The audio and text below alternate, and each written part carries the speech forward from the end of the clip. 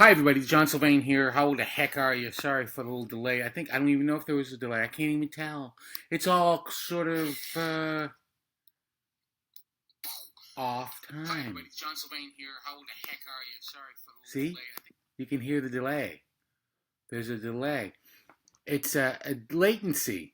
It's digital latency. I was listening to a great podcast on 99% Invisible about digital sound and talked about latency and how digital music is slightly off because it takes the digital world a little bit of time to recreate the analog world.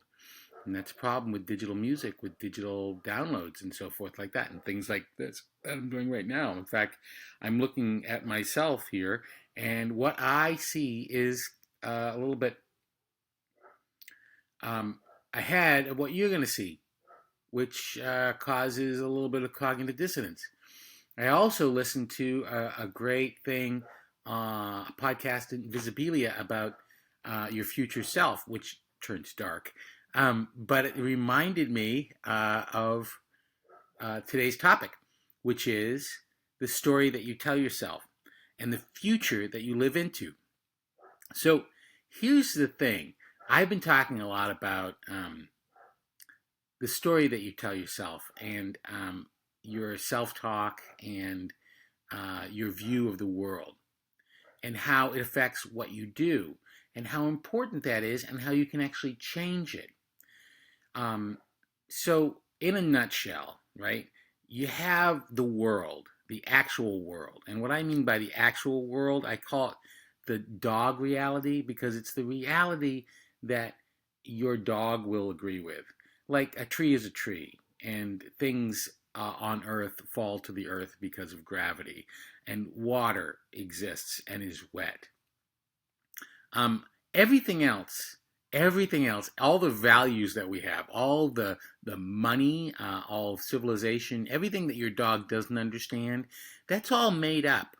Now, it doesn't mean that it's not important, and it doesn't mean that it can't affect you. It's just that if you realize that it's made up, you realize that you can change the meaning that things have in your head, and that can change the way you look at the world.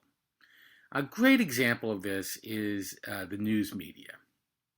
So there are people who get their news about the world from different sources, as we all know.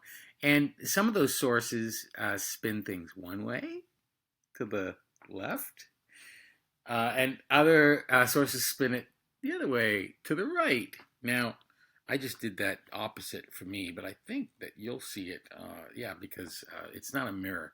Anyway, so your reality is affected by what story is being told to you or what story you tell yourself.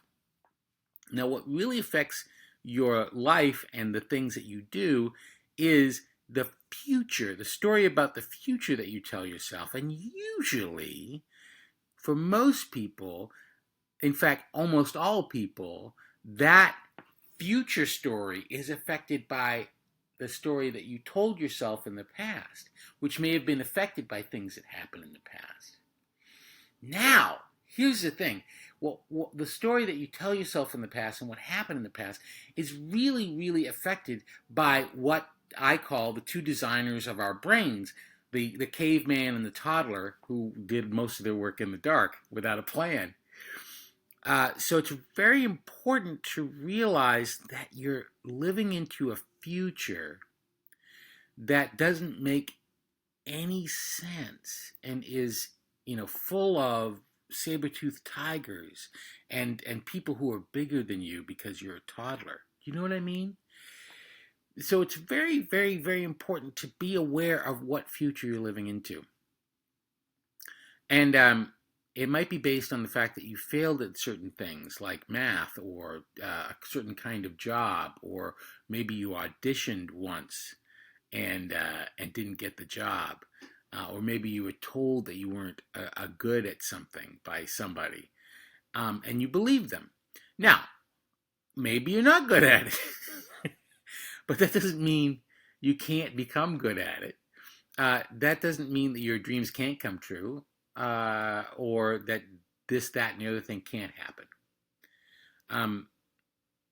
And if you try and fail and you give up, then you then think that giving up is the option, is the thing to do.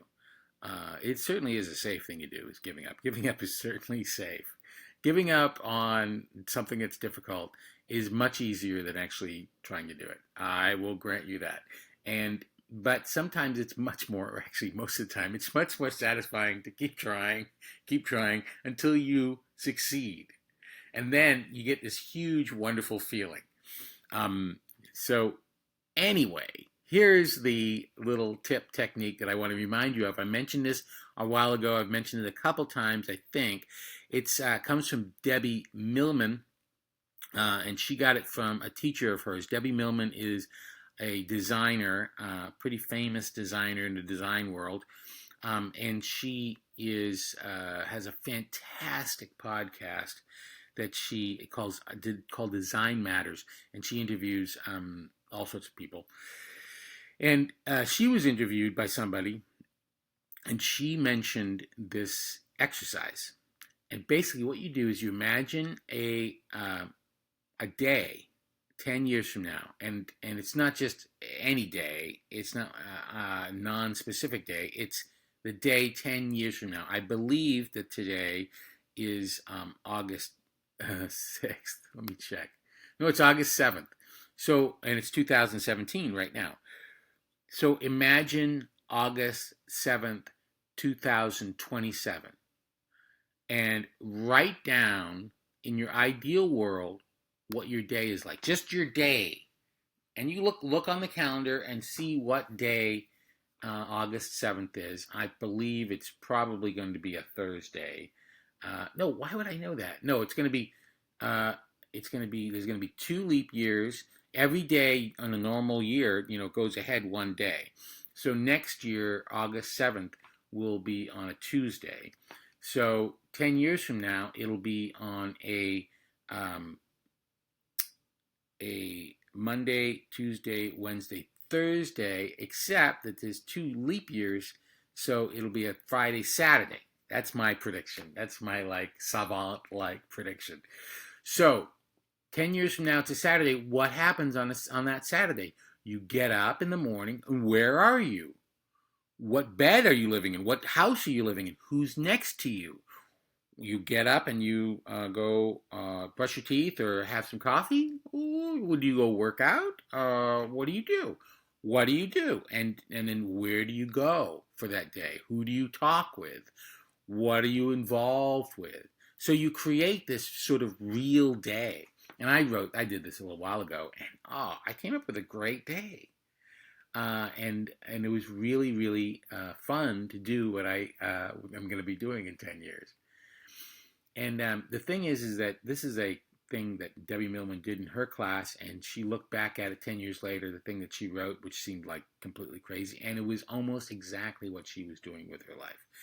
And that fellow students of hers who did the same thing found that they were living into that exact future.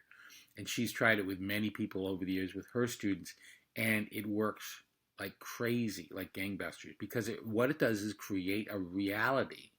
It's not like someday I'm going to be rich. I'm going to be famous someday. Someday I'll meet Prince Charming. Someday I will, and of course someday never comes, but August 7th, 2027 will come. See how that works? Reality-based fantasy.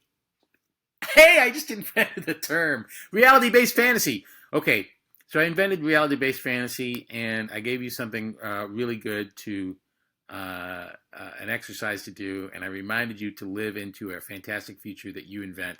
So I think my work here is done, and it's been more than 10 minutes. So I want you to go out and have a fantastic day. If you think this is valuable, again, please go ahead and share it. And you see my thing here that says blog. I'm going to start putting these videos on my blog, so it'll be easier for you to find them. I'm going to start doing that this week, I promise. And I want you to have a wonderful day, and I love you all. Bye.